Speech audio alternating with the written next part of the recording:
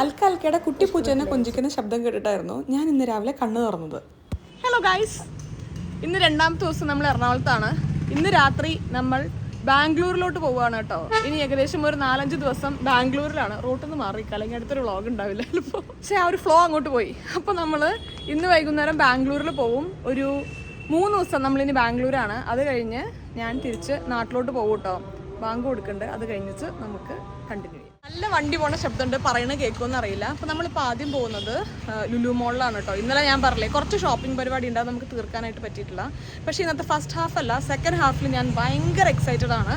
ഞാൻ വളരെ ആഗ്രഹിച്ച് താല്പര്യത്തോടു കൂടെ ഒരാളെ മീറ്റ് ചെയ്യാൻ വേണ്ടി പോവുകയാണ്. അതുകൊണ്ട് രാവിലത്തെ കാര്യങ്ങൾ ഞാൻ അധികം ഒന്നും കാര്യമായിട്ട് അങ്ങനെ പറയാനില്ല. നമ്മൾ ലുലുവിൽ പോകുന്നു, ഫുഡ് കഴിക്കുന്നു, അത്രയേ ഉള്ളൂ.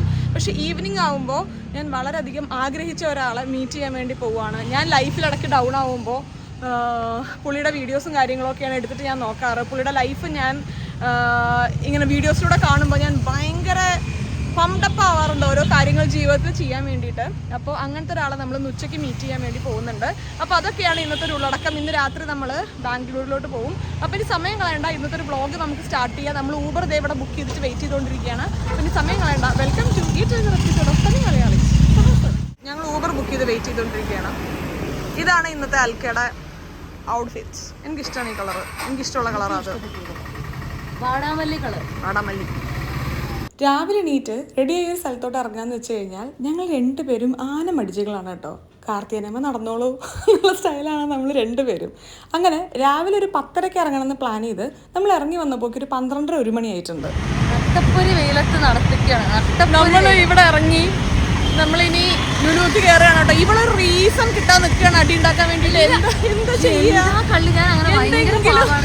പുറത്ത് നിർത്തി അകത്ത് നിർത്തി ആയിക്കോട്ടെ നമ്മളെ വഴിയിൽ ഇറക്കി വിട്ടാൽ ഓട്ടോ ഓടിക്കുന്ന ചേട്ടൻ്റെ അടുത്ത് ചാടി ഓടിക്കോളാന്ന് പറഞ്ഞിരിക്കണം. ഞാൻ അറിഞ്ഞില്ല എന്താ ചോദിച്ചത്. അങ്ങനെയല്ല, ആ പുള്ളിക്ക് അകത്തോട്ട് എടുക്കാൻ ട്രാഫിക് വരുന്ന പറഞ്ഞാൽ പറഞ്ഞു എളുപ്പമുള്ള സ്ഥലത്ത് നിർത്തിയാൽ മതി. ഒരു 100 മീറ്റർ പാലത്തിന് നടക്കായിരുന്നു എളുപ്പമുള്ള സ്ഥലമെങ്കിലോ. പാലത്തിന് നടക്കാൻ ചാടുവോ? ഇവിടെ 100 മീറ്റർ നടക്കാനല്ലേ ഉള്ളൂ. അല്ല, അപ്പൊക്കെ അങ്ങോട്ട് കയറി രൗദ്രം.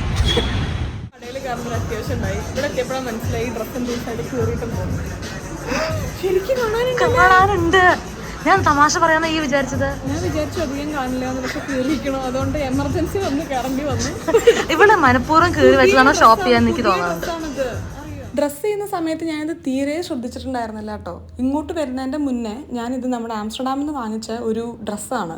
ഇനി അത് അങ്ങോട്ട് പോയി റിട്ടേൺ ചെയ്യാനുള്ള അവസരമൊന്നുമില്ല. വീട്ടിലെത്തിയിട്ട് നമുക്ക് സ്റ്റിച്ച് ചെയ്യാം. പിന്നെ ഇതൊരു വലിയ സംഭവമാണോ എന്ന് ചോദിച്ചു കഴിഞ്ഞാൽ അത്ര വലിയ സംഗതിയൊന്നും അല്ല കേട്ടോ. കാരണം കീറിയ പാൻസൊക്കെ നമ്മൾ ഇടുന്നില്ലേ, നമ്മൾ കീറിയതാണെന്ന് അറിഞ്ഞുകൊണ്ട് വാങ്ങിക്കുന്നു. പിന്നെ ഇത് നമ്മൾ അറിയാത്ത കീറലാവുകൊണ്ട് പെട്ടെന്ന് കണ്ട ഒരു ചമ്മൽ, അത്രേ ഉള്ളൂ. നമ്മൾ ഡ്രസ്സ് എടുക്കുന്നതിനിടയിൽ നമ്മുടെ വീഡിയോ കാണാറുണ്ട് എന്ന് പറഞ്ഞാൽ 2-3 പേരെയൊക്കെ നമ്മൾ പരിചയപ്പെട്ടായിരുന്നു കേട്ടോ. പക്ഷേ അവരോട് ഞാൻ ചോദിച്ചിട്ടുണ്ടായിരുന്നില്ല അവരുടെ വീഡിയോ ഇൻക്ലൂഡ് ചെയ്യട്ടെ എന്നുള്ളത്. അതുകൊണ്ട് അവരുടെ പ്രൈവസി മാനിച്ചുകൊണ്ട് നമ്മൾ അവരുടെ വീഡിയോ നമ്മുടെ ഈ ഒരു വ്ളോഗിൽ ഇൻക്ലൂഡ് ചെയ്യുന്നില്ല. വന്ന് സംസാരിച്ച എല്ലാവരുടെ അടുത്തും ഒരുപാട് സ്നേഹം കേട്ടോ. ഡ്രസ്സ് കീറിയെങ്കിലും അഹങ്കാരത്തിന് കുറവൊന്നുമില്ല. അവിടെ ഒന്നും എനിക്ക് ഇഷ്ടപ്പെട്ടില്ല. എനിക്ക് ഒന്നും ഇഷ്ടപ്പെട്ടു, അതിൽ സൈസ് ഉണ്ടായിരുന്നില്ല. അപ്പൊ നമുക്ക് അടുത്ത കടയിലോട്ട് പോവാം. അതെ, എന്റെ സെലക്ഷൻ. എന്റെ ബാക്ക് ഒന്ന് പൊത്തി പിടിച്ചോട്ടോ. ഡ്രസ്സോ ഷോ അത് അല്ല, എന്റെ പൊത്തി പിടിക്കാൻ അതാ പറഞ്ഞേ. ഞങ്ങൾ അങ്ങനെ അലഞ്ഞും കൊണ്ടേ ഇരിക്കുകയാണ്. ഇതുവരെ ഡ്രസ്സ് കിട്ടിയിട്ടില്ല കേട്ടോ. ഞാൻ ഇന്നലെ ഉച്ചയ്ക്ക് ലഞ്ച് കഴിച്ചതാ. ലഞ്ചിന്റെ ബലം കാരണം എനിക്ക് ഡിന്നറും ബ്രേക്ക്ഫാസ്റ്റ് കഴിച്ചിട്ടുണ്ടായിട്ടില്ല. ഇപ്പൊ 1:15. ഇന്നലെ ഏകദേശം ഒരു 3 മണി 3:30 കഴിച്ചതാ. എനിക്ക് ഇപ്പോഴും വയറ് ഫുള്ളായിട്ടിരിക്കുന്ന പോലെ ഉണ്ട്. ഒരു കടലുണ്ടല്ലോ വയറ്റിനകത്ത്, അപ്പോൾ ഒന്ന് തട്ടി കൊടുത്താൽ മതി. അപ്പോൾ കയറി വന്നോളൂ മോളിക്ക്. ഇത് കൊള്ളാലോ, ഗ്ലോബൽ ടേസ്റ്റ്. കയറിയേക്കാം.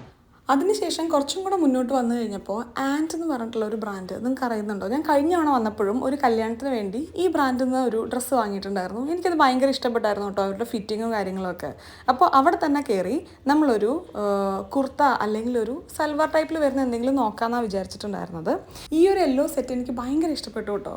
എടുക്കാമെന്നൊക്കെ വിചാരിച്ച് നോക്കിയപ്പോൾ ഈ ഒരു സെറ്റിന് 4500 റുപ്പീസിൻ്റെ അടുത്തെന്തോ വില വരുന്നുണ്ടായിരുന്നു.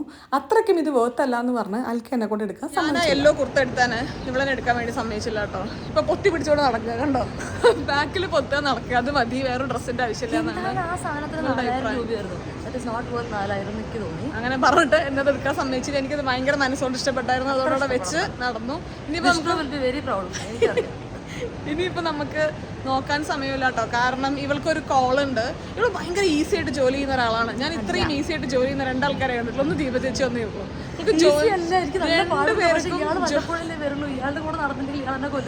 രണ്ടുപേർക്കും അല്ല ജോലി ഒരു വിഷയം അല്ലാത്ത രീതിയിൽ വളരെ ഈസി ആയിട്ടാണ് എടുക്കുന്നത്. ഞാൻ കണ്ടതിൽ വെച്ചിട്ട് എനിക്ക് അങ്ങനെ തോന്നിയിട്ടുണ്ട്. പക്ഷെ ഇപ്പൊ അവൾക്ക് ഒരു കോളുണ്ട് 2 മണിക്ക്. അപ്പൊ അതിന് വേണ്ടി നമ്മൾ എവിടെയെങ്കിലും ഒന്ന് ഇരിക്കാൻ പോവുകയാണ് കീറിയ വസ്ത്രമായിട്ട്. എന്റെ ടെൻഷൻ നീ അറിയണല്ലോ എല്ലാവരും. നല്ല ടെൻഷനുണ്ട് എനിക്ക്. ഇവിടെ പറഞ്ഞ പോലെ ഒന്നുമല്ല. ഇവിടെ വന്നുകൊണ്ടാണ് ഞാൻ ഇത്ര ഉറപ്പില്ലെങ്കിൽ ഞാൻ ഭയങ്കര അടിപൊളി ജോലിയിൽ. ഇല്ല, നല്ല അടിപൊളിയുണ്ട് ജോലിയിൽ. ഞാൻ സ്വയം ഇങ്ങനെ എന്റെ പൊക്കി പറയാൻ ചെയ്ത മാനേജർ ആക്കണം. ഞാൻ എൻ്റെ സീറ്റ് ജസ്റ്റ് അവിടെ നിന്ന് ഇങ്ങോട്ട് മാറ്റിയിട്ടോ, കാരണം ക്ലീൻ ചെയ്തുകൊണ്ടിരിക്കണം. ചേച്ചി എന്നെ വിളിച്ച് പറഞ്ഞു മോളെ ഡ്രസ്സ് കയറിയിട്ടുണ്ട് മാറ്റാൻ. അപ്പോൾ അവിടെ നിന്ന് എല്ലാവരും കാണുമെന്ന് എനിക്ക് മനസ്സിലായി. ഇത് അത്യാവശ്യം ക്ലോസ്ഡ് ആയിട്ടുള്ള ഏരിയയാണ്. അപ്പോൾ ഇവിടെ നിന്ന് ആരും കാണും. അധികം നല്ല ഡ്രസ്സേ ഊരി മേടിക്കുന്നത് ഇതിൽ കയറി തന്നെ കുറേ നേരമായി സാധനം വാങ്ങിക്കാൻ സമയത്ത് കാണുന്നവർത്തൊക്കെ പറയുന്നത് ഡ്രസ്സ് കയറിയിട്ടുണ്ട്. അവർ കണ്ടറിയണ്ട, ഞാൻ പറഞ്ഞറിയിക്കുന്നത് കണ്ട വിചാരിക്കില്ലേ അവര് ഡ്രസ്സ് കയറിയുണ്ട്. വഴി കൂടെ പോണ ചേച്ചിനെ കുറിച്ച് ചേച്ചി ഡ്രസ്സ് കയറി ഉറപ്പെടുത്താനോട് എന്നെ വിശ്വാസമില്ലാത്ത പോലെ കയറിയിട്ടുണ്ടെന്ന് ഉറപ്പല്ലേ. ഒരുപാട് നേരം നീണ്ടു നിൽക്കുന്ന മീറ്റിംഗ് ഒന്നും ആയിരുന്നില്ല കേട്ടോ. ഒരു 20-25 മിനിറ്റ്സിൽ അൽക്കട മീറ്റിംഗ് കഴിഞ്ഞിട്ടുണ്ടായിരുന്നു. അൽക്കട ഓഫീസ് ടൈം വരുന്നത് 2 to 11 ആണ്. ഞാനിങ്ങനെ ചോദിച്ചിട്ടുണ്ടായിരുന്നു 2 to 11 ഭയങ്കര ഓഡായിട്ടുള്ളൊരു വർക്കിംഗ് ടൈം അല്ലേ, അതിൽ കംഫർട്ടബിൾ ആണോ വർക്ക് ചെയ്യാമെന്ന്. അപ്പോഴാണ് അൽക്ക പറഞ്ഞത് അൽക്ക ജോലിക്ക് കയറിയ സമയം തൊട്ടിട്ട് ഉച്ചയ്ക്ക് 2 മണി തൊട്ട് 11 മണിയാണ് എപ്പോഴും വർക്ക് ചെയ്തിട്ടുള്ളത്. അതുകൊണ്ട് അൽക്കയ്ക്ക് ഭയങ്കര കൺവീനിയൻ്റ് ആണ് ഈ ഒരു ടൈം എന്നുള്ളത്. അങ്ങനെ മീറ്റിംഗ് ഒക്കെ കഴിഞ്ഞ് നമ്മളിതേ ഈ ഒരു ഷോപ്പിൽ വന്ന് ഇത് ഏതാ കട എന്ന് ഞാൻ മറന്നുപോയി കേട്ടോ. ഇവിടെ നിന്ന് എനിക്കിഷ്ടപ്പെട്ട 2-3 ടൈപ്പ് ഡ്രസ്സസ് കിട്ടിയിട്ടുണ്ടായിരുന്നു. ഈ ഒരു ബ്ലാക്ക് എനിക്ക് ഇഷ്ടപ്പെട്ടു, പക്ഷേ എനിക്ക് ഒരു സൈസും കൂടെ ചെറുത് മതിയായിരുന്നു. അത് അവരുടെ ഇല്ലാത്തത് കാരണം നമ്മൾ അടുത്ത ഒരു ഡ്രസ്സിലോട്ട് പോയി. ഇതെനിക്ക് ഭയങ്കര ഇഷ്ടപ്പെട്ടു കേട്ടോ. ഇഷ്ടപ്പെട്ടു എന്ന് വെച്ച് കഴിഞ്ഞാൽ ഭയങ്കര വാവ് ഫാക്ടർ ഒന്നും തോന്നിയെന്നുള്ളതല്ല, പക്ഷെ എന്നാലും പെട്ടെന്ന് കംഫർട്ടബിളായിട്ട് ഇടാൻ പറ്റുന്ന ഡ്രസ്സായി തോന്നിയതുകൊണ്ട് അത് നമ്മൾ എടുത്തു. ഇനി നമ്മൾ പോകുന്നത് ഫുഡ് കഴിക്കാനാണ് കേട്ടോ. ഭയങ്കരമായ വിശപ്പൊന്നുമില്ല, എന്നാലും പോയി എന്തെങ്കിലും കഴിക്കാം. അൽക്കയ്ക്ക് പിസ്സ പാസ്തയൊക്കെ കഴിക്കാനാണ് താല്പര്യം. എനിക്കതൊട്ടും താല്പര്യമില്ല. പാരഗണിൽ അതൊക്കെ കഴിക്കുമോ. അങ്ങനെ നമ്മൾ പാരഗണിലെത്തി. പക്ഷെ അടി ഉണ്ടാക്കാനുള്ളൊരു സ്കോപ്പ് അങ്ങോട്ട് പോയില്ലേ, തിരക്കായതുകൊണ്ട്. എന്തേ ശ്രമിക്കായിരുന്നില്ലേ? രണ്ടുപേർക്കും അങ്ങനെ മാരകമായൊരു വിശപ്പൊന്നും ഉണ്ടായിരുന്നില്ല. പക്ഷെ അത്യാവശ്യം ലേറ്റായിട്ടോ ഇന്നും ഫുഡ് കഴിക്കാൻ വേണ്ടിയിട്ട് 2:33 എന്തോ ആയി എന്നാണ് എൻ്റെ ഒരു ഓർമ്മ. പിന്നെ നമ്മൾ ലഞ്ച് കഴിക്കാമെന്നൊക്കെ പറയുമ്പോൾ നമുക്ക് പാരഗണൊക്കെ കണ്ടാൽ മിസ് ചെയ്യാൻ വേണ്ടി തോന്നില്ല. കാരണം ഈ ഒരു മാസം കഴിഞ്ഞ് നമ്മൾ തിരിച്ചു പോയി കഴിഞ്ഞാൽ പിന്നെ നമുക്ക് ഇങ്ങനത്തെ ഫുഡ് കഴിക്കാനുള്ള ഓപ്പർച്യൂണിറ്റീസ് ഒന്നും ഇല്ലല്ലോ. അതുകൊണ്ട് എനിക്ക് ഓരോ തവണ ഫുഡ് കഴിക്കുമ്പോഴും എനിക്കൊരു പേടിയാണ്, ഞാൻ നല്ല അടിപൊളി സ്ഥലത്തുനിന്ന് എനിക്ക് വേണ്ട കാര്യങ്ങളെല്ലാം ഞാൻ കവർ ചെയ്ത് കഴിക്കുന്നില്ലേ എന്നുള്ളത്. പിന്നെ നമ്മൾ ഇവിടുന്ന് ഒരു ബിരിയാണി വാങ്ങി നമ്മൾ ഷെയർ ചെയ്യാൻ കേട്ടോ ചെയ്തത്. കാരണം രണ്ടുപേർക്കും ഞാൻ പറഞ്ഞില്ലേ ഭയങ്കരമായ വിശപ്പൊന്നും ഉണ്ടായിട്ടുണ്ടായിരുന്നില്ല. ബിരിയാണിക്ക് സപ്പോർട്ടിന് വേണ്ടി ഒരു മിൻറ്റ് ലൈമും കൂടെ കഴിച്ചു. ഈ മിൻറ്റ് ലൈമും ബിരിയാണി ഒരു ഭയങ്കര കോമ്പിനേഷൻ അല്ലേ. എനിക്ക് മുന്നേ കഴിക്കുമ്പോൾ തന്നെ അത് ഭയങ്കര ഇഷ്ടമായിരുന്നു കേട്ടോ. അതെല്ലാം കഴിഞ്ഞ് അൽക്ക ഒരു ഡാൻസിങ് ടീ കൂടെ പറഞ്ഞിട്ടുണ്ടായിരുന്നു. കണ്ടപ്പോൾ ഒന്ന് ടേസ്റ്റ് ചെയ്ത് നോക്കാമെന്നൊക്കെ വിചാരിച്ചു, പക്ഷെ എൻ്റെ വയർ അത്രയും ഫുള്ളായിരുന്നു, അതുകൊണ്ട് കഴിച്ചില്ല. കഴുപ്പിൻ്റെ ഒപ്പം ബിരിയാണി ടേസ്റ്റ് ഉണ്ടായിരുന്നു, ലിപ്സ്റ്റിക്കിന്റെ ഒപ്പം കൂട്ടി അടിച്ചിട്ട് പാകം മൊത്തം അങ്ങോട്ട് ശരിയായില്ല. കുറച്ച് ലേറ്റ് ആയി. അങ്ങനെയല്ല, കുറച്ച് ലേറ്റ് ആയി കഴിച്ചോണ്ടേ മുഴുവൻ കഴിക്കാനും പറ്റിയില്ല. പിന്നെ കഴിച്ചൊരു ക്ഷീണം ഉണ്ടായിരിക്കുമല്ലോ. അങ്ങനെ ആകെ മൊത്തം ഒരു സുഖം കിട്ടുന്നില്ല. പക്ഷെ ഇപ്പോൾ നമ്മൾ അത്യാവശ്യം നല്ല എക്സൈറ്റിംഗ് ആയിട്ടുള്ള ഒരു കാര്യം ചെയ്യാൻ വേണ്ടി അല്ലെങ്കിൽ ഒരാളെ കാണാൻ വേണ്ടി പോവുകയാണ്. ഞാൻ രാവിലെ നമ്മൾ പറഞ്ഞിട്ടുണ്ടായില്ലേ നമുക്ക് ഒരാളെ മീറ്റ് ചെയ്യാനുണ്ട് എന്ന്. അപ്പോൾ അയാളുടെ കാര്യങ്ങളെല്ലാം ഞാൻ പറഞ്ഞപ്പോൾ അൽക്കി ഭയങ്കര എക്സൈറ്റഡ് ആണ് കാണാൻ വേണ്ടിയിട്ട്. അപ്പോൾ ഞാൻ ഭയങ്കര ലുക്ക് ഫോർവേഡ് ചെയ്തിരുന്നൊരു കാര്യമായിരുന്നു എറണാകുളത്ത് വരുമ്പോൾ പുള്ളീനെ ഒന്ന് മീറ്റ് ചെയ്യുന്നത്. അപ്പോൾ കുറച്ച് ആളൊഴിഞ്ഞ സ്ഥലത്ത് മീറ്റ് ചെയ്യണമെന്നുണ്ട്. അപ്പോൾ ഇവിടെ ഒരു അധികം തിരക്കില്ലാത്ത ഒരു കഫേയിൽ പോയിട്ട് പുള്ളീനെ മീറ്റ് ചെയ്യാമെന്നാണ് വിചാരിച്ചത്. അപ്പോൾ അങ്ങോട്ട് പോവാം. അതിന് മുന്നേ പുള്ളിക്കൊരു ചെറിയ ഗിഫ്റ്റ് മേടിക്കാം. ആംസ്റ്റർഡാമിൽ നിന്ന് മേടിക്കണം എന്ന് ഞാൻ വിചാരിച്ചതായിരുന്നു, പക്ഷേ നടന്നില്ല. അപ്പോൾ ഇവിടെ നിന്ന് മേടിക്കാം. ലുലുവിൽ തന്നെയുള്ള ഫാസ്റ്റ് ട്രാക്കിലാണ് കേട്ടോ നമ്മൾ വന്നത്. 2-3 വാച്ചൊക്കെ നമ്മൾ നോക്കി. അങ്ങനെ അവസാനം ഈ കാണുന്നതല്ല നെക്സ്റ്റ് കാണുന്ന ഈ ഒരു വാച്ചാണ് നമ്മൾ ഫൈനലൈസ് ചെയ്തിട്ടുണ്ടായിരുന്നത്. പിന്നെ അൽക്കട ഐഡിയ ആയിരുന്നു നമുക്ക് എന്തിനാണ് ഇതെടുക്കുന്നത്, സ്മാർട്ട് വാച്ച് ആയി കഴിഞ്ഞാൽ പുള്ളിയുടെ ആക്ടിവിറ്റീസും കാര്യങ്ങളൊക്കെ ലോഗ് ചെയ്യാൻ കുറച്ചും കൂടി എളുപ്പമായിരിക്കുമല്ലോ എന്ന്. അങ്ങനെ നമ്മളൊരു സ്മാർട്ട് വാച്ച് എടുത്തു. എൻ്റെ ഓർമ്മ ശരിയാണെങ്കിൽ ഞാൻ ആദ്യമായിട്ട് വർക്ക് ചെയ്തിട്ട് ഞാൻ എനിക്ക് വേണ്ടി വാങ്ങിച്ചൊരു വാച്ച് ഫാസ്റ്റ് ട്രാക്ക് എനിക്ക് ഓർമ്മയുണ്ട്. ബാംഗ്ലൂർ തന്നെയായിരുന്നു എൻ്റെ ഓർമ്മ. ഒരു 2500 രൂപയുടെ ഒരു ഫാസ്റ്റ് ട്രാക്കിൻ്റെ ഒരു വാച്ച് പൊന്നുപോലെ കൊണ്ടുവന്നായിരുന്നു കുറച്ച് കാലം. എനിക്ക് തോന്നുന്നില്ല പറഞ്ഞായിരുന്നു എൻ്റെ ചൈന എന്ത് സാധനം കേടുവരുന്ന ഞാനല്ല, എന്നെ ഒന്നും കേടുവരാറില്ല. കേടുവരാറില്ലേ? കാണാണ്ട് പോകാറില്ല. കാണാണ്ടി പോകാറില്ല, കുറച്ചൊക്കെ മിസ്സായി കണ്ടുപിടിക്കാറുണ്ട്. പക്ഷെ ഒരു സാധനം എനിക്ക് ഓർമ്മയില്ല. എൻ്റെ ഉണ്ടായിരുന്നു, എൻ്റെ ഇപ്പോഴും അതുണ്ട്. ഞാൻ വീട്ടിലെത്തിയിട്ടുണ്ടെങ്കിൽ ഞാൻ കാണിച്ചു തരാം. അങ്ങനെ വാച്ചൊക്കെ വാങ്ങി നമ്മൾ ഇവിടെ നിന്ന് ഇറങ്ങുകയാണ് കേട്ടോ. ഇത്തവണ എനിക്കൊരു നിർബന്ധം ഉണ്ടായിരുന്നു, പുള്ളി എത്തുന്നതിൻ്റെ മുന്നേ കഫേയിലെത്തി പുള്ളിക്ക് വേണ്ടി വെയിറ്റ് ചെയ്യണം. ഒരു സെക്കൻഡ് പോലും പുള്ളിനെ കൊണ്ട് എന്നെ വെയിറ്റ് ചെയ്യിപ്പിക്കരുത് എന്നുള്ളത്. അങ്ങനെ നമ്മൾ പുറത്തിറങ്ങി. നമ്മൾ കാണാൻ വേണ്ടി പോണത് ശ്യാം എന്ന് പറഞ്ഞിട്ടുള്ള ഒരാളെയാണ് കേട്ടോ. നിങ്ങൾക്ക് കുറച്ച് പേർക്കൊക്കെ അറിയുന്നുണ്ടായിരിക്കും. ഞാൻ സോഷ്യൽ മീഡിയ വഴിയാണ് പുള്ളിയുടെ സ്റ്റോറിയും കാര്യങ്ങളൊക്കെ അറിയുന്നത്.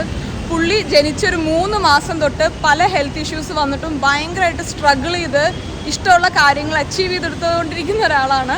അപ്പോൾ എനിക്ക് ഭയങ്കര ഇൻസ്പയറിംഗ് ആണ് പുള്ളിയുടെ സ്റ്റോറി കാണുമ്പോൾ. ഞാൻ മാത്രമല്ല, വിഷ്ണു ആണെങ്കിലും ഒരു തവണ ഞാൻ കാണിച്ചു കൊടുത്തപ്പോൾ വിഷ്ണു ഇപ്പോൾ സ്ഥിരമായിട്ട് പുള്ളിനെ ഫോളോ ചെയ്യുന്നുണ്ട്. നമ്മളൊക്കെ ലൈഫിൽ വല്ലപ്പോഴും ഡൗൺ ആയി ഇരിക്കുകയാണ്, നമ്മൾ പ്രോപ്പറായിട്ട് കാര്യങ്ങൾ ചെയ്യില്ല എന്ന് തോന്നുകയാണെങ്കിൽ പുള്ളിയുടെ പ്രൊഫൈൽ എടുത്തിട്ടാണ് ഞാൻ നോക്കാറ്. അപ്പോൾ ഞാൻ വളരെ എക്സൈറ്റഡ് ആണ് പുള്ളിനെ മീറ്റ് ചെയ്യാൻ വേണ്ടിയിട്ട്. അപ്പോൾ നമുക്ക് ഊബർ ബുക്ക് ചെയ്തിട്ടുണ്ട്, അങ്ങോട്ട് പോവാം. ഞാനിപ്പോൾ ഏകദേശം ഒരു 1.5 കൊല്ലത്തിന് ശേഷമാണല്ലോ നാട്ടിൽ വരുന്നത്. അധികം ഒരു 1-1.5 കൊല്ലം ഡിഫറൻസ് ഒക്കെ ഉണ്ടാവാറുണ്ട് നാട്ടിൽ വരുമ്പോൾ. അതുകൊണ്ട് തന്നെ വരുന്ന സമയത്ത് എനിക്ക് ചെയ്യേണ്ട കാര്യങ്ങളുടെ ചെറിയ ഒരു പ്ലാൻ ഞാൻ ഓൾറെഡി ചെയ്ത് ഷെഡ്യൂൾ ചെയ്ത് വെക്കാറുണ്ട് കേട്ടോ. എന്നാലാണ് വിചാരിച്ച എല്ലാ കാര്യങ്ങളും എനിക്ക് ചെയ്തെത്താനായിട്ട് പറ്റുള്ളൂ. അതുപോലെ തന്നെ ഞാൻ പ്ലാൻ ചെയ്ത് വെച്ചൊരു കാര്യമായിരുന്നു ശ്യാമിനെ മീറ്റ് ചെയ്യുക എന്നുള്ളത്. ശ്യാമിൻ്റെ വീട് ട്രിവാൻഡ്രത്താണ് കേട്ടോ. അതുകൊണ്ട് തന്നെ ട്രിവാൻഡ്രം പോയി മീറ്റ് ചെയ്യണമെന്നൊക്കെ ഞാൻ ചിന്തിച്ചിട്ടുണ്ടായിരുന്നു. പക്ഷേ ശ്യാമിന് കൊച്ചി വരേണ്ട ഒരു ആവശ്യമുണ്ടെന്നും അതിൻ്റെ ഒപ്പം ക്ലബ് ചെയ്യാമെന്ന് പറഞ്ഞിട്ടാണ് നമ്മൾ ഇവിടെ കൊച്ചി വെച്ച് മീറ്റ് ചെയ്യാൻ തീരുമാനിച്ചത്. ഞാൻ വിചാരിച്ച പോലെ ശ്യാം എത്തുന്നതിൻ്റെ മുന്നേ തന്നെ ഞാൻ ഇവിടെ കഫേയിൽ എത്തിയിട്ടുണ്ടായിരുന്നു. അതെനിക്ക് ഭയങ്കര ഒരു ഗുഡ് ഫീൽ വന്നൊരു കാര്യമായിരുന്നു കേട്ടോ. ഒരു പാഷൻ ഫ്രൂട്ടിൻ്റെ ഡ്രിങ്കൊക്കെ പറഞ്ഞ് നമ്മളിവിടെ ഇങ്ങനെ ഇരിക്കുകയായിരുന്നു. അപ്പോഴാണ് ഞാൻ ശ്യാമിൻ്റെ ഇൻസ്റ്റാഗ്രാം വെറുതെ ഒന്ന് എടുത്ത് നോക്കിയതാണ്. അപ്പോഴാണ് ഇന്ന് പുള്ളിയുടെ ബർത്ത്ഡേ എന്നുള്ളത് നമുക്ക് മനസ്സിലായി കേട്ടോ. കുറേ നേരമായി ഞാൻ ഭയങ്കര എക്സൈറ്റഡ് ആണ് ശ്യാമിനെ മീറ്റ് ചെയ്യാൻ വേണ്ടിയിട്ടുള്ളതും ശ്യാം ട്രിവാൻഡ്രത്താണെന്നുള്ളതൊക്കെ പറഞ്ഞുകൊണ്ടിരിക്കുന്നു. എന്തുകൊണ്ടാണ് എനിക്ക് ശ്യാമിനെ മീറ്റ് ചെയ്യാൻ വേണ്ടിയിട്ട് ഇത്രയും താല്പര്യം എന്നുള്ളത് ഞാൻ ഇത്ര നേരമായിട്ട് വ്ളോഗിൽ പറഞ്ഞുവെന്ന് തോന്നുന്നില്ല. ശ്യാം വന്ന് ശ്യാമിനെ ഒന്ന് നേരിട്ട് കണ്ട് സംസാരിച്ചതിന് ശേഷം അതിലോട്ട് കിടക്കാമെന്ന് വിചാരിച്ചു. ദേ എത്തിയിരിക്കുകയാണ് കേട്ടോ നമ്മൾ വെയിറ്റ് ചെയ്തിരുന്ന ശ്യാം. ശ്യാമിനെ കണ്ടപ്പോൾ നിങ്ങൾക്ക് പലർക്കും മനസ്സിലായിട്ടുണ്ടായിരിക്കും ഞാൻ പ്രത്യേകിച്ച് ഇൻട്രൊഡ്യൂസ് ചെയ്യേണ്ട ആവശ്യമൊന്നും ഉണ്ടായിരിക്കില്ല. ശ്യാമിനെ പറ്റി ഒരുപാട് മാഗസീൻസിലും ചാനൽസിലും ഒക്കെ ഇൻ്റർവ്യൂയും അതേപോലെ തന്നെ ആർട്ടിക്കിളും എല്ലാം വന്നിട്ടുണ്ട്. മനസ്സിൻ്റെ ഒരു വിൽ പവറും ശക്തിയും കാരണം ജീവിതത്തിൽ ആഗ്രഹമുള്ള എല്ലാ കാര്യങ്ങളും നേടിയെടുക്കുന്ന ഒരാളാണ് ശ്യാം. ഞാൻ വളരെയധികം ആരാധനയോടുകൂടിയും ആദരവോടുകൂടിയും കാണുന്ന ഒരാളാണ് ഡോക്ടർ അനന്തു സൈലത്തിൽ.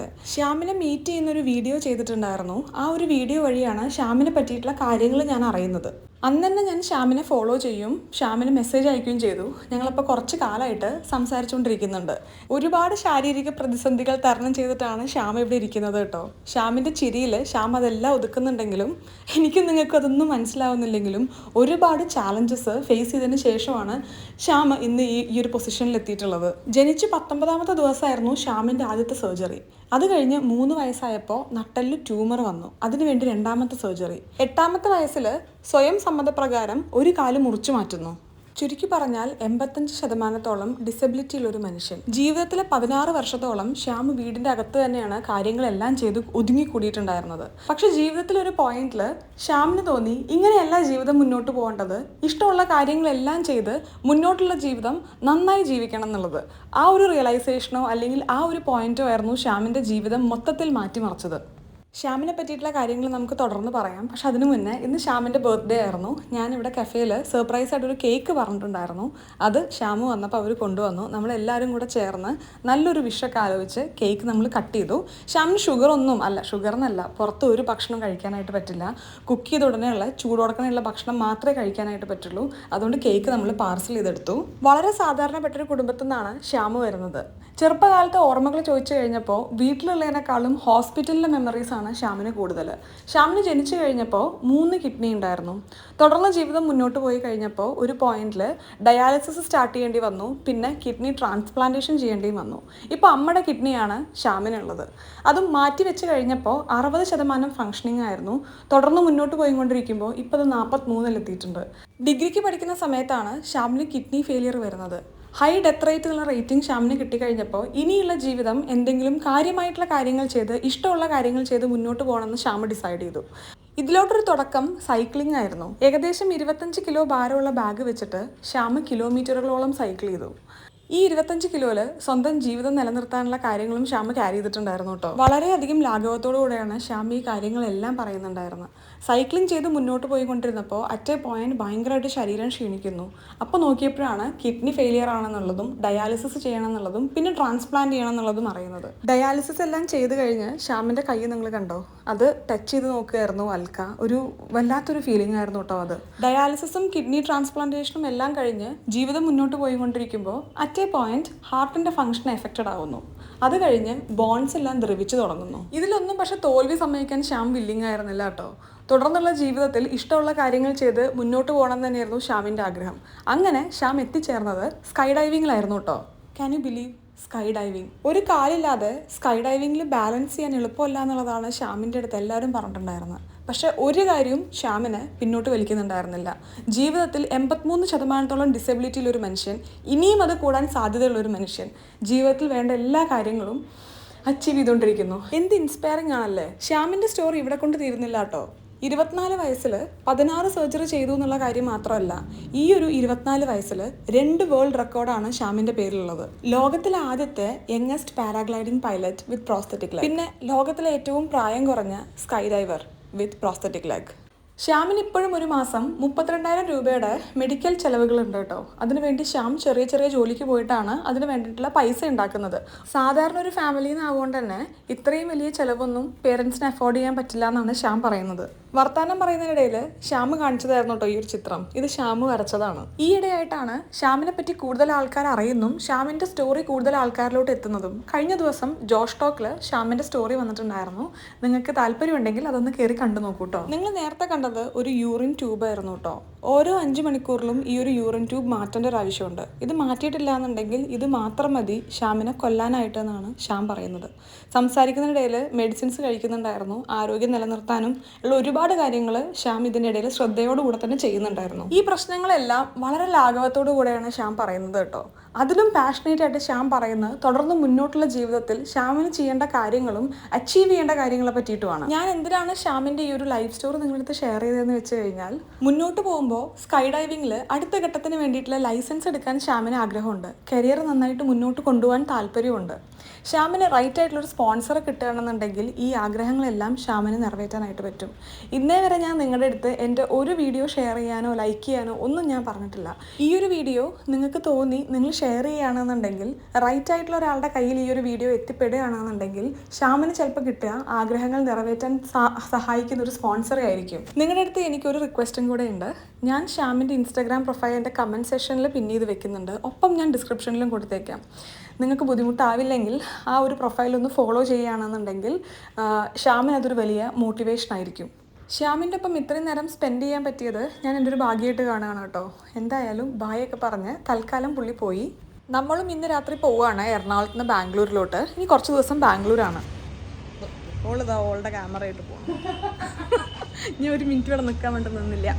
അപ്പോൾ ഇവിടെ അധികം വിളിച്ചില്ല. നമ്മൾ ബാഗൊക്കെ പാക്ക് ചെയ്ത് നമ്മളിനി എയർപോർട്ടിലോട്ട് പോകാൻ വേണ്ടിയിട്ട് റെഡി ആവുകയാണ് കേട്ടോ. അപ്പോൾ ഞാൻ നിർത്തുന്നില്ല. നമ്മൾ ബാംഗ്ലൂർ എത്തിയിട്ട് നമുക്ക് അവസാനിപ്പിക്കാം. ഒരു സ്ഥലത്ത് വന്നു കഴിഞ്ഞാൽ അവിടുത്തെ കാര്യങ്ങളെല്ലാം പാക്ക് ചെയ്ത് പോകുമ്പോൾ എനിക്ക് ഭയങ്കര വിഷമമാണ് കേട്ടോ. അപ്പോൾ ഇപ്പോൾ തൽക്കാലം എറണാകുളത്തിനോടൊരു ചെറിയ ബൈ ബൈ പറയുമ്പോൾ തന്നെ എനിക്ക് നല്ല വിഷമമുണ്ട്. പക്ഷേ ബാംഗ്ലൂർ പോകുന്നതിൻ്റെ ഒരു എക്സൈറ്റ്മെൻറ്റും ഉണ്ട്. എനിക്ക് വീട്ടിൽ നിന്ന് എറണാകുളത്തോട്ട് വരുമ്പോഴും ഈ ഒരു സെയിം ഫീലിംഗ് തന്നെയായിരുന്നു കേട്ടോ. വീട്ടിൽ നിന്ന് പോകുന്നതിൻ്റെ വിഷമവും ഒപ്പം അൽക്കനെ കാണുന്ന എക്സൈറ്റ്മെൻറ്റും അത് നമുക്ക് എല്ലാവർക്കും അങ്ങനെയൊക്കെ തന്നെ ആയിരിക്കും അല്ലേ. അൽക്കയുടെ വീട് വരുന്നത് എളമക്കരയാണ്. അപ്പോൾ അത്യാവശ്യം ദൂരമുണ്ട് എയർപോർട്ടിലോട്ട്. അൽക്കയുടെ ചേച്ചി നമ്മളവിടെ ഡ്രോപ്പ് ചെയ്യാനാണ് കേട്ടോ പറഞ്ഞത്. പിന്നെ ഞാൻ വേറൊരു കാര്യം പറയട്ടെ. കഴിഞ്ഞ വ്ളോഗ്സിൽ കുറച്ച് പേരൊക്കെ ചോദിക്കുന്നുണ്ടായിരുന്നു അൽക്കയ്ക്ക് യൂട്യൂബ് ചാനൽ ഉണ്ടോ എന്നുള്ളത്. അൽക്കയ്ക്ക് യൂട്യൂബ് ചാനലുണ്ട്. അൽക്ക വൈശാഖ് എന്നാണ് യൂട്യൂബ് ചാനലിൻ്റെ പേര്.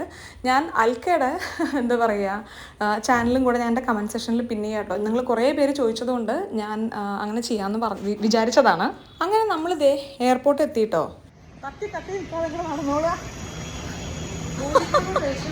അൽക്കയ്ക്ക് മെല്ലെ നടക്കാനേ അറിയുള്ളൂ. ഞാൻ ഓടി ഞാൻ പിടിച്ചു നിർത്താം. സെക്യൂരിറ്റിയിൽ നമ്മൾ വിചാരിച്ച പ്രശ്നങ്ങളൊന്നും തന്നെ വരാത്തത് കൊണ്ട് കുറച്ച് ആൾക്ക് ടെൻഷനായെങ്കിലും നമ്മൾ ഗേറ്റ് നമ്പർ 5 നടന്നുകൊണ്ടിരിക്കുകയാണ്. എന്താണ് തട്ടിക്കളി കളിക്കുന്നത്? ഈ ഐറ്റം എനിക്കൊന്ന് ഉപയോഗിക്കണം എന്നൊരു ആഗ്രഹമുണ്ട്. പക്ഷെ ഇതുവരെ തിരക്കിനിടയിൽ മുഴുവൻ ഉപയോഗിച്ച് പഠിക്കാൻ പറ്റിയിട്ടില്ല. നമുക്കൊന്ന് ഉപയോഗിച്ച് നോക്കിയാലോ. അത്യാവശ്യം നല്ലോണം വിശക്കുന്നുണ്ടായിരുന്നു. അപ്പം ഞാൻ ഇവിടെ നിന്ന് ഒരു ചിക്കൻ ടിക്ക സാൻഡ്വിച്ച് വാങ്ങി കഴിക്കാമെന്ന് വിചാരിച്ചു കേട്ടോ. എല്ലാ തവണയും എയർപോർട്ടിൽ എത്തി കഴിഞ്ഞാൽ എനിക്കൊരു വിശപ്പും ദാഹവും ഒക്കെ വരും. എവിടുന്നാന്നറിയില്ല. ഇവളുടെ ഒപ്പം കൂടി ഇങ്ങനത്തെ ഒരു ഭാഷ വരും, അറിയോ? അല്ലെങ്കിൽ കുറച്ച് ഭാഷയുണ്ട്. ശരിയായില്ല, അങ്ങോട്ട് നടക്കുക, കിടക്കുക. അത് നിങ്ങളുടെ എനിക്ക് കിട്ടിയത്. എനിക്ക് കുറച്ച് അത് ഇവളുടെ ഒപ്പം കൂടി എനിക്കത് കൂടിപ്പോൾ ഈ വ്ളോഗിലൊക്കെ നിങ്ങൾക്ക് നോക്കിയാൽ അറിയാം എൻ്റെ അങ്ങനത്തെ വർത്താനം കൂടിയിട്ടുണ്ടായിരിക്കും. അപ്പോൾ ഒരു ബാർബിക്യൂ ചിക്കൻ ഇങ്ങനെ പറഞ്ഞിട്ട് കഴിക്കുക. ഫ്ലൈറ്റിൽ കയറി ബാംഗ്ലൂർ എത്തുന്നവരെ നിങ്ങൾക്ക് ബോറടിക്കാതിരിക്കാൻ വേണ്ടി ഒരു ചെറിയ കഥ പറഞ്ഞു തരട്ടെ. ഞാൻ എൻ്റെ ജീവിതത്തിൽ ആദ്യമായിട്ടുള്ള ഫ്ലൈറ്റ് എടുക്കുന്നത് എനിക്ക് സാലറി, അതായത് ഫസ്റ്റ് സാലറി വന്നു കഴിഞ്ഞപ്പോൾ എൻ്റെ ഒരു വലിയ ആഗ്രഹമായിരുന്നു എനിക്കൊന്ന് ഫ്ലൈറ്റിൽ കയറണം എന്നുള്ളത്.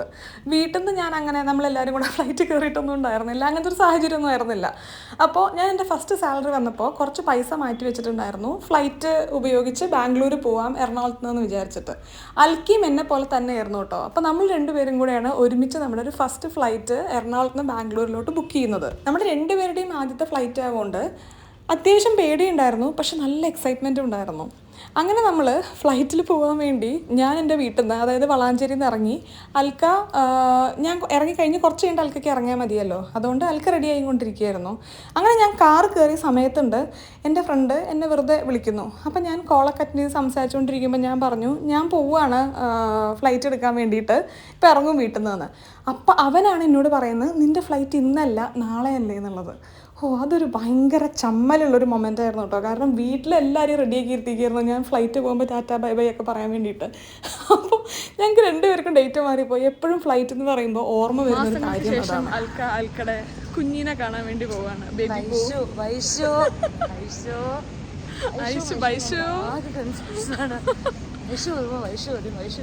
സാർ ബിസിനസ് ട്രിപ്പിലായിരുന്നു. എവിടേക്കായിരുന്നു? UK, US, Singapore. അത് കഴിഞ്ഞ് ഇന്ന് ബാംഗ്ലൂർ എത്തിയിട്ടുണ്ട്. ഇന്ന് നമ്മളിവിടുന്ന് കാണുമായിരിക്കും.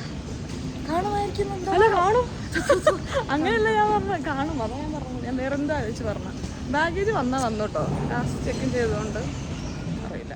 അൽക്ക കിട്ടർ ഒന്ന് എടുത്തിട്ട് വരും.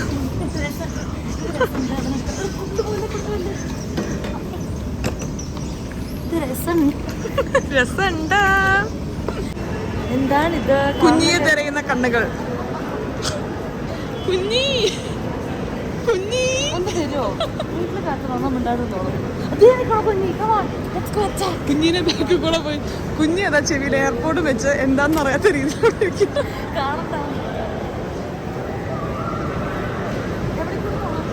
അപ്പുറത്ത് കൂടെ പോയിക്കോ. പിന്നെ തിരിച്ചു വരുമ്പോ അവിടെ ഇല്ലെങ്കിൽ എനിക്കറിയില്ല. ഞാനും വീഡിയോ എടുത്ത് തന്നെ പിന്നാലെ വരികയാണ്. പറഞ്ഞ പണി എടുത്താൽ മതി, വല്ലാണ്ട് ഓവറാക്കി. റൈഡ് തരരുത് പ്ലീസ്. റൈഡ് തന്നെ പറയാനാണ്. ഓട്ട് വന്നാ ബാഗ് കൂടെ വെച്ചിട്ട് എന്താണ് ഇത് സ്കൂൾ വിട്ടതോ?